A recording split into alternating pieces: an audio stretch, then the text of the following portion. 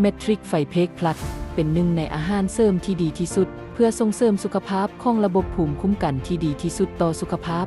ระบบภูมิคุ้มกันเป็นเครือข่ายที่ซับซ้อนของเซลล์เนื้อเยื่อและอวัยวะต่างเช่นผิวหนังไขกระดูกม้ามและเม็ดเลือดขาวมันช่วยปกป้องร่างกายจากเชื้อพยาธิที่เป็นอันตรายเช่นแบคทีเรียไวรัสและเชื้อราระบบนี้สามารถแยกแยะได้ว่าสิ่งใดเป็นส่วนหนึ่งของร่างกายและสิ่งใดเป็นสิ่งแปลกปลอมที่เป็นอันตรายโดยมีทั้งภูมิคุ้มกันแต่กำเนิดและภูมิคุ้มกันที่ร่างกายสร้างขึ้นเพื่อป้องกันและดูแลสุขภาพอยู่เสมอระบบภูมิคุ้มกันเฮ็ดหน้าที่เป็นแนวป้องกันด้านทำอิฐของร่างกายโดยการแยกแยะและสกัดกั้นผู้บุกรุกหรือสิ่งแปลกปลอมออกไปแล้วใส่เม็ดเลือดขาวและแอนติบอดีในการทำลายพวกมันหลังจากนั้นระบบยังช่วยฟื้นฟูรักษาเนื้อเยื่อที่ได้รับความเสียหายให้กลับมาดีขึ้นการมีระบบป้องกันร่างกายที่แข็งแรงหรือการตอบสนองของภูมิคุ้มกันที่น่าเชื่อถือได้แม่นหัวใจสำคัญที่ช่วยให้ท่านมีสุขภาพดีและคุณภาพชีวิตที่ดีขึ้น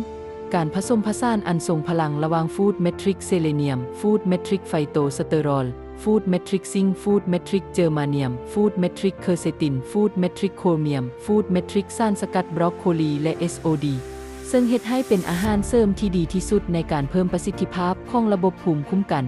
ให้มีความสามารถในดูแล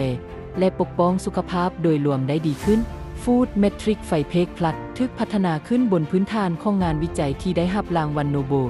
ซึ่งค้นพบว่าโปรตีนเซปเพอโรนแม่นกระจายสำคัญในการนำส่งสารอาหารเข้าสู่เซลล์ได้โดยตรงจุดและแม่นยำเทคโนโลยีนี้จัดอยู่ในกลุ่มฟู้ดสเตทนิวทรียนที่มีโครงสร้างใกล้เคียงธรรมชาติที่สุดช่วยเพิ่มการดูดซึมในระดับเซลล์ได้สูงถึง16 เท่า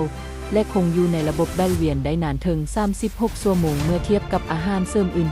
ผลิตภัณฑ์เสริมอาหารนิวทริจีโนมิกหรือสารอาหารส่งเสริมพันธุกรรมนี้เป็นผลิตภัณฑ์ที่ปลอดภัยที่สุดและให้ประโยชน์สูงในตลาดโภชนาเภสัชพวกเราทุกคนกำลังเผชิญหน้ากับโลกที่เต็มไปด้วยสารพิษและเชื้อโรคที่อยู่ในสิ่งแวดล้อมรอบตัว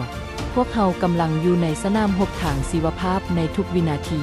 ในขณะที่โลกยังดำเนินต่อไปข้างหน้าพวกเราต้องดูแลตนเองให้แข็งแรงและได้รับการปกป้องจากระบบภูมิคุ้มกันที่มีประสิทธิภาพ